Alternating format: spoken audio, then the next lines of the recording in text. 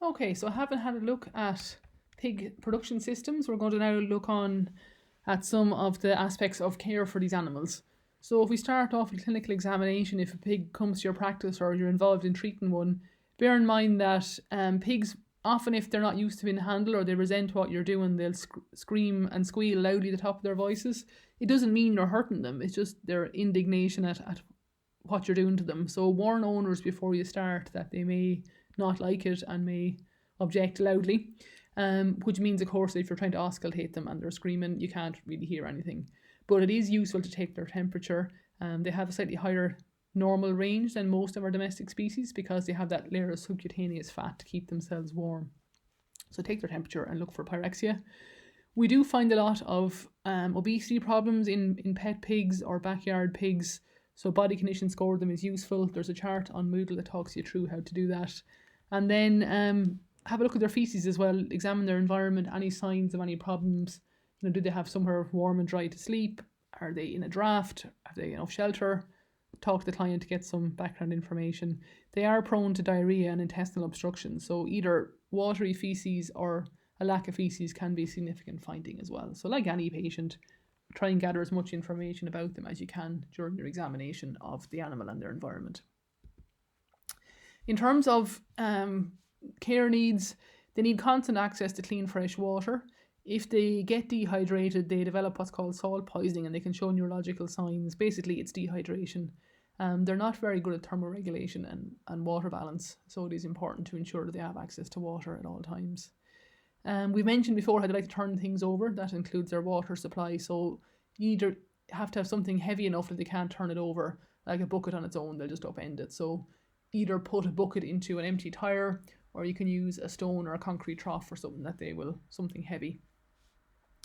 If you have water pipes to an outdoor supply, if you're keeping pigs outdoors, for example, ideally put the water supply, in the edge of the field where they can't access the pipes. If you have to pipe it across the field, you may need to bury them to stop the pigs chewing on the pipes. You'd want to bury them at least a foot under the ground as well. That'll also protect the pipes from frost in cold weather.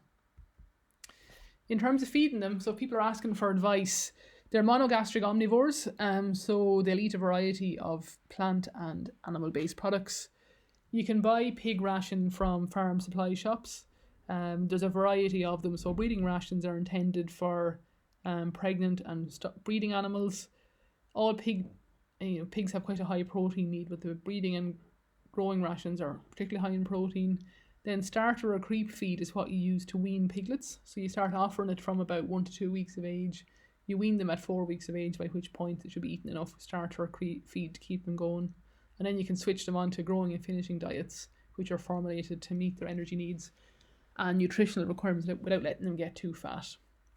Outdoor pigs have access to ground. They'll eat insects and roots, and they'll often use their snout to root through the ground to find these items. So that's normal behaviour for them. If you find them, digging holes and munching their way through plant material, that is normal behaviour for them. People who keep pigs at home are often quite keen to feed them food waste, and that's fine as long as it's fruit or vegetable plant-based waste. It is, however, illegal to feed pigs meat or meat-based products or products that have been in contact with meat. So, for example, if you, say, had some leftover fried vegetables and you'd had sausages in the same pan, it's not recommended you feed the pigs anything that might have come in contact with meat. The reason for that is there's a risk of the transmission of foot and mouth disease or swine fever, both of which are highly infectious diseases of pigs with massive welfare and economic implications. So there's very strict legislation about that. Obviously, as well, don't feed them any leftover mouldy or rotten food. So whatever you feed them should be fresh. I find they don't like citrus fruit, but they will eat pretty much any other plant material. And if they don't eat all the food waste, remove it. Don't leave it lying on the ground in the pen where it's going to attract rodents and other scavengers. So think about your hygiene and biosecurity. We don't want pigs who have outdoor access picking up pathogens from, say, migrating birds and so on. So the Department of Agriculture, Food and the Marine have issued guidelines on biosecurity for backyard pig producers. This is very practical. It's just a short leaflet. I put a link to it on Moodle, and it's a good resource to refer to and to refer clients to if they want some advice and guidance on how to keep pigs secure. We mentioned obesity. It's a common problem. pigs do like their food, and they will also happily eat lots of calorific human products as well. So it's a good idea to train clients how to body condition score the pigs to keep them in an optimal body weight. If they're too heavy, they're just going to be prone to joint disease and infertility and eye problems and all sorts of other issues. You can use food to train them. They're very clever. So you can use food rewards to train the pig to do what you want to do. But I'd recommend, rather than giving them, say, biscuits or whatever, use a low calorie treat that they like. So popcorn or apples are a good option. Just to give you an example here, the pig on the right is an animal in an optimal body condition score. So you can see there is a layer of subcutaneous fat. If you handle the animal, you can feel that, but we can still see the muscles underneath the skin. We can make out the musculature here in the shoulder and across the top of the body and in the hindquarters. There's a healthy covering of fat, but the animal still has a waist, still has outlines. It's in good condition.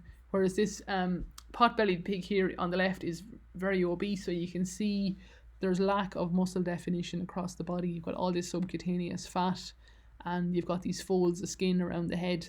These can get inflamed and they can interfere with the animal's vision. They're obviously also putting a lot of pressure on their joints, so they tend to get lame and they get foot problems. All in all, it's not a healthy condition for the animal. So encourage your clients to keep the pigs at their optimal body condition score. In terms of questions from clients about preventative healthcare, they'll want to know, should I vaccinate them and so on. The main vaccine to consider is erysipelas. There are other vaccines available, but for your typical backyard pig, you don't need to vaccinate them against things like parvovirus. PRRS or blue ear is porcine respiratory and reproductive syndrome. Mycoplasma species can cause pneumonia, and E. coli can cause gastrointestinal upsets. You can also worm them. If they're kept outdoors, it's a good idea to do this because they'll encounter worm eggs in the soil. So your parasites module next year will cover that. In relation to swine erysipelas, it's a disease caused by a bacteria, Erysipelotrix rhusiopathae. Affected pigs suddenly get a high temperature and they get these diamond-shaped patches on their skin, which you can feel as well as see. So they're very obvious, especially if the pig has pink skin. A lot of the animals with this condition die. If they do survive, they're prone to arthritis and heart problems. So definitely a condition that's better to prevent than try and treat. It does respond to penicillin, but it's preferable to avoid it. So you can vaccinate them against it. The primary course is 2 mils per animal given by intramuscular injection, 1 injection at 6 weeks of age, followed by a second injection a month later, and then give a single dose as a booster every 6 months thereafter. And this vaccine, it's available in small dose vials, so you can get 10 and 25 dose vials, which are useful for small herds. Sometimes with pig or particularly poultry products, they're available, to treat 1,000 animals at a time or 10,000 birds, which is obviously not practical for a backyard farmer. But this particular vaccine is available in small vials, which is useful. We mentioned mycoplasma.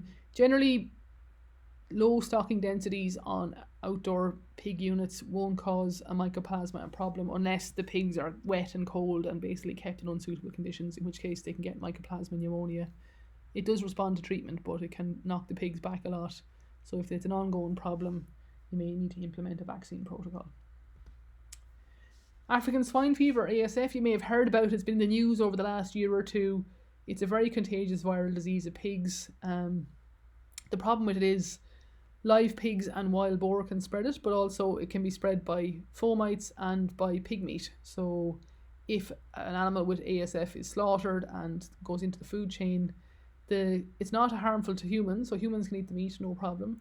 But if another pig were to encounter waste products that contain African swine fever virus, they'll pick up the virus. So that's why there's a ban on feeding meat products to pigs. If the animals do get the condition, it's very, very severe. Mortality rates can approach 100% in the acute form of the disease. Even the chronic form has a 30% mortality rate. So massive losses, obviously a huge welfare problem. There's no vaccine available, so there's no effective way to control the disease once it gets into a herd. You just have to slaughter all the animals. So there's been an outbreak of ASF over the last 2 or 3 years. Ireland is still free of it, but we have seen outbreaks in a number of countries in Africa, China, Asia, and there's been some outbreaks in Europe. So it's not that far away, and the Department of Agriculture have restricted pig and pig product imports at the moment to try and keep it out. If it were to get in, it has a devastating effect on the industry, and it's definitely something we want to avoid. So just to be aware of it.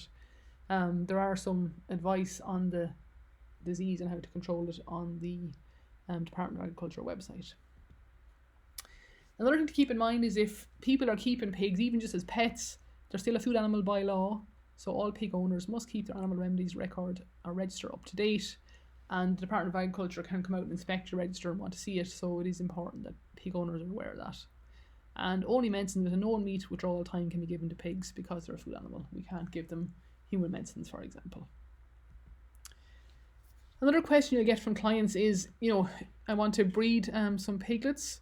So again, you can do that, just requires a bit of planning ahead. Most owners of a sow or two won't have their own boar, so they may need to either bring the sow to a boar or get the pig to be AI'd. So I'd suggest decide well in advance what you want to go down, talk to the boar owner and work out what's going to be the most straightforward procedure. AI in pigs is fairly straightforward. It's described in Kirsten Holcrew Bowling's book on large animal clinical procedures for vet technicians if you want more information on that. If you have a gilt at home and she's never had piglets before, she may be slow to show estrus if there's no boar around. If a sow is in estrus, you'll notice that she'll have a change in her behaviour. She gets quite restless, and often you'll find that she's doesn't eat as much as normal. She's urinating frequently. She's grunting a lot. She's has vulval swelling and just a bit agitated. The definitive way to check is if you press on her back, she'll give what's called a lordosis reaction, where she just stands still with her ears up and will stay stock still, and that tells you that she's in estrus and is ready to be bred. If you do have a pregnant pig then under your care, you basically just care for them as normal, but increase their energy intake a bit for the last trimester of pregnancy. So you can buy a ration for pregnant pigs and feed that accordingly. Then as her due date approaches, you can deworm her about 10 days before she's due to give birth, usually using fenbendazole. It's a good idea to wash the sow before putting her into her farrowing pen or area. Reduces just the dirt on her coat and contamination of the environment for the piglets. And also it's a good time to treat the sow for ectoparasites, so maybe give her a mange or a lice treatment if needs be. Then the pen itself needs to have enough space for the sow to turn around and lie down and stretch out fully, so at least 2 metre by 2 metres square. So something like a stable is fine. You want a clean solid floor with a big bed of fresh straw, and then put the sow into the pen a few days beforehand. That allows her to settle in and she'll build herself a nest, so give her plenty of straw to do that. Once she's building a nest, she's going to give birth within the next 1 to 2 days, and she can get quite protective of her nest, so my advice is to leave her be as much as possible. You'll also need somewhere in the pen for the piglets to sleep under, so a raised platform in the corner, a platform maybe 3 or 4 inches high under a heat lamp, gives the piglets somewhere warm and comfortable to sleep, and also the sow won't lie there and crush them. You also need to make sure the piglets can't drown the sow's water supply, so it should be raised up about a foot off the ground so that they won't fall into it. In terms of knowing when the pig's going to give birth, she'll generally have some vulval swelling and reddening a few days beforehand. Her mammary glands will fill up, and she often, as I say, her behaviour changes and she'll start to build a nest in the last day or so. And then before she actually gives birth, often you'll find her respiratory rate will increase for a few hours beforehand. Once then she's ready to give birth, she'll lie in lateral recumbency during stage 1 of labour, and then as the piglets are delivered in stage 2, you'll generally see a little bit of straining and she might paddle her legs a bit, but because the piglets are quite small, dystocia is rare in this species. Generally she'll produce 1 piglet every sort of 15 to 30 minutes. If she's lying on her side and no piglet has appeared after 45 minutes or so, it's time to maybe intervene. If you do need to help her, you put on a clean rectal sleeve over a clean washed hand and gently palpate the vagina to see if there's a piglet there, and then you may need to apply gentle traction if it's stuck. Most sows will continue to give birth until all the piglets are born over about a 4 to 6 hour period. Generally you'll know she's finished because she'll stand up and urinate once all the piglets have been born.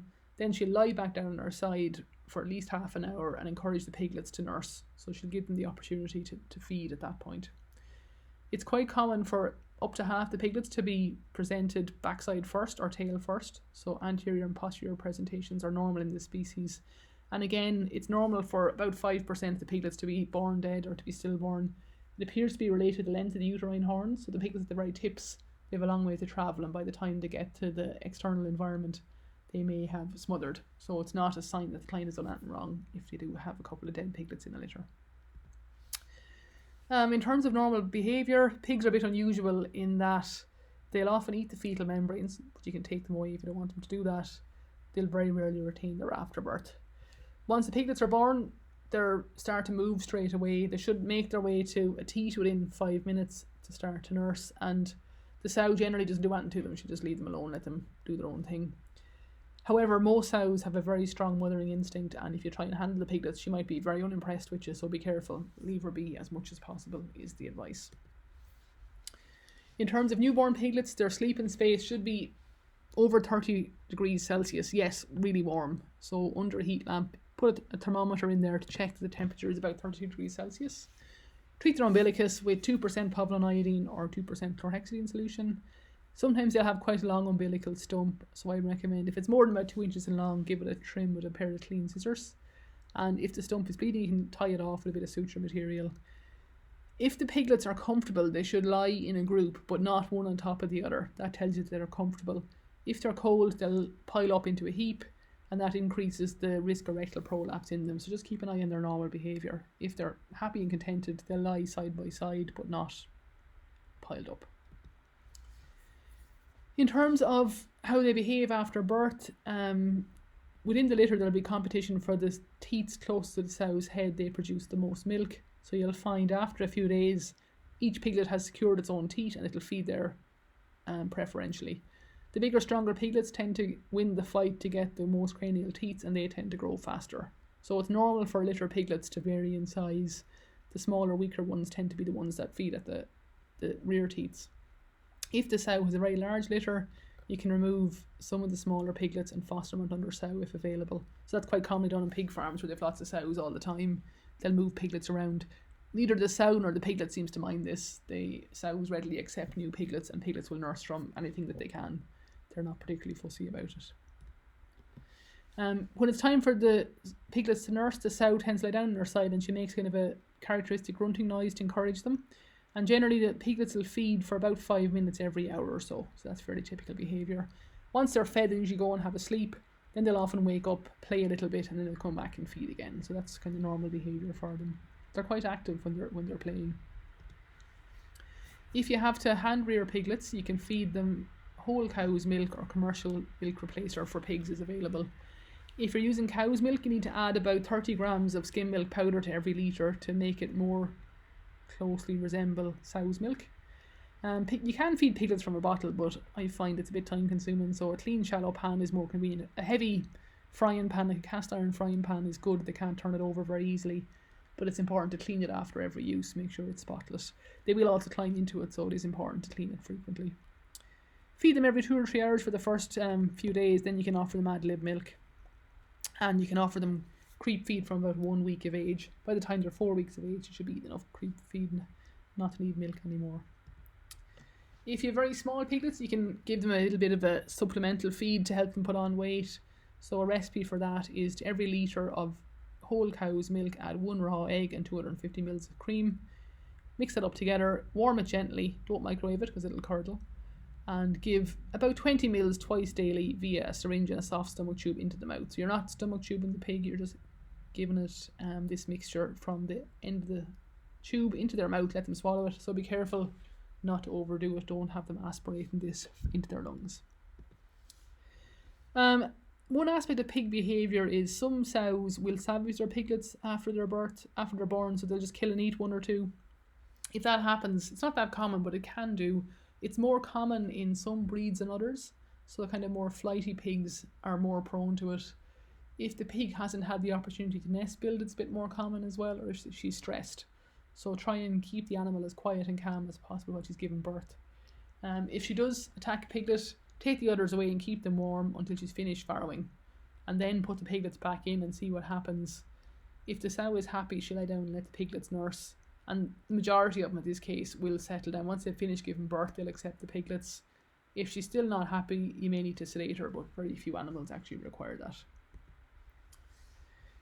In terms of piglet mortality, some are born dead and then they have a high mortality rate for the first couple of weeks of life. We mentioned savaging. Weaker ones might starve. If they get cold, they can die as well, or the sow might lie in them. So they do need a bit of TLC to get them through the first month or so of life. After that, they're much hardier. But keep an eye on them, and suitable pen design can minimise losses. We mentioned keeping them warm and dry and having a sheltered sleeping area for them where the cell won't lie down. So in a corner under a heat lamp is ideal. Right, I'm going to stop there now. In the next session, we'll go on and talk about some of the routine husbandry tasks you might find yourself involved with pigs.